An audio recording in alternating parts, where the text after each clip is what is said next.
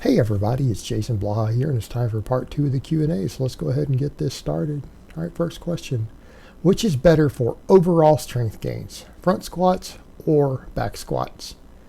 That would be box squats by an enormous, absolutely enormous margin. You guys see me box squat pretty much twice a week. All right, you see me front squatting? I care about overall strength and power.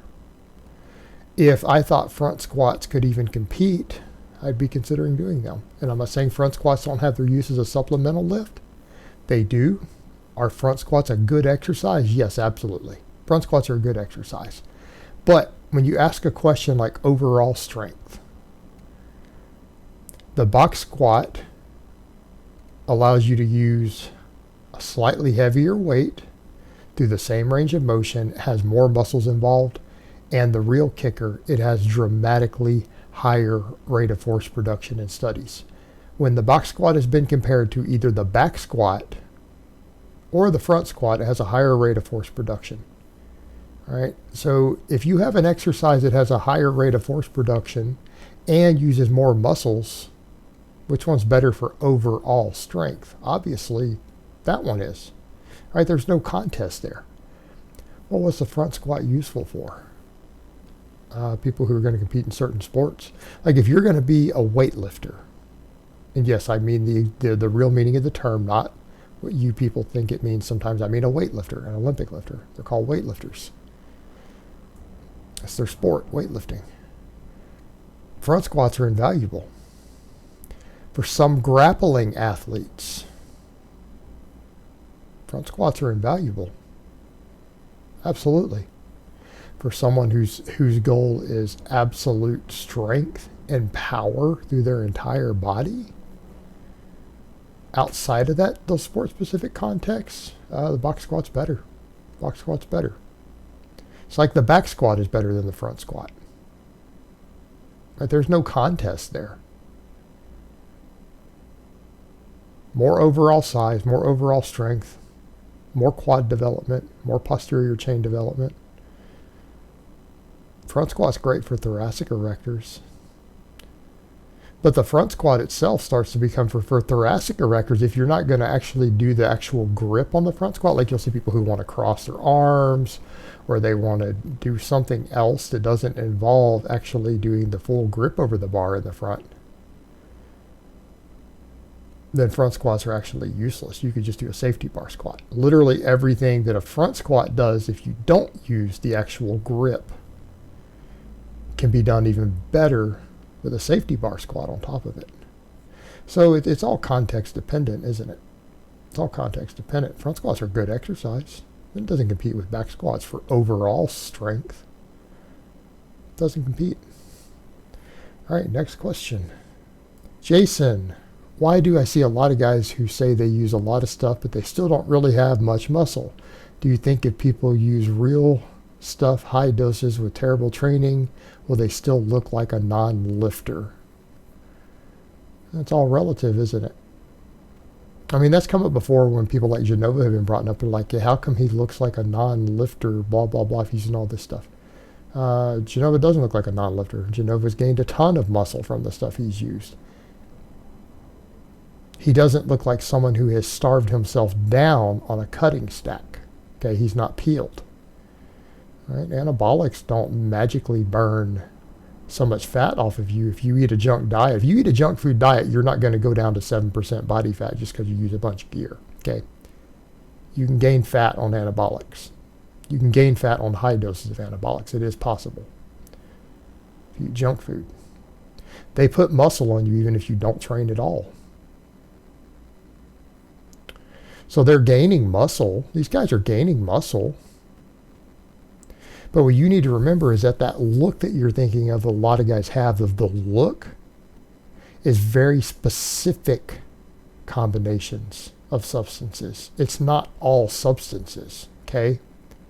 And I mean, Greg Doucette did a very, very good job of explaining that. And I don't know why people didn't listen. He explained it very carefully, specifically which stuff causes that look. In detail. He gave names. People still don't get it if they think test is going to make you look like that. They didn't pay attention. Okay, most anabolics will make you gain muscle. These guys are gaining muscle. The problem is that they are cycling on and off all the time without building a base.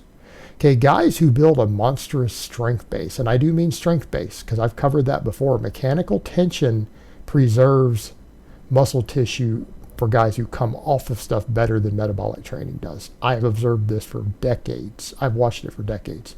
Guys who build a massive strength base on their big lifts, who are very, very strong, tend to keep their muscle better when they come off than guys who do fluff and pump.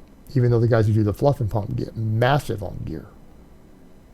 It's when you come off. And that's been my observation. Mechanical tension matters more. It has nothing to do with what happens for natural people. It's for people who use stuff and then come off. It seems to be a different beast. So these guys don't build a base. And they cycle on and off. They probably did gain a bunch of muscle in a short time, and then they come off because they run really high doses that they can't handle. They gain some muscle, but they come off before the gains really stick because they can't handle the side effects or the financial obligations or whatever else. They come off a bunch of stuff. And they never built a base, and they shrink back down, and they repeat the process. All right, hopefully people understand the difference. Most of the guys you're thinking of who are really jacked have one heck of a base built, and they probably never fully come off of everything. Okay, there's a difference between that and people who don't build a base, who use hefty amounts of things, stuff, who cycle on and off all the time without ever having built a base. That's the guys who you're thinking of. They don't really get jacked. They don't get jacked. It's reality. And on top of that, there's a lot of fake stuff out there. But test is very rarely faked. Other stuff is faked. The quality stuff that gives people that polished look, that's the stuff that's most likely faked. Right? Maybe you guys don't know that. But that's the reality of it. So that's what's going on there. It's what you're seeing. It's guys who don't build a base, who cycle on and off all the time. And maybe follow a garbage diet on top of it.